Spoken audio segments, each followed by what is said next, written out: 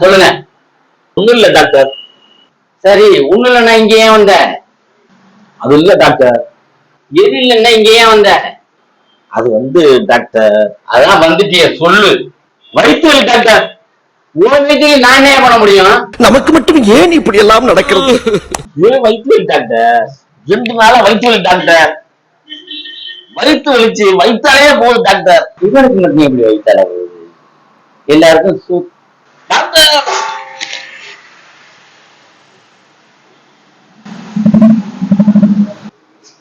சரி, என்னத்த தின்னு வச்சானது இல்ல. ஆஸ்பத்திரியா நாடாடிட்டானே. ஐயோ, காலையில என்ன விளையாட்டு காட்டுறாங்க, எப்படி எல்லாம் சோதிக்கிறாங்க.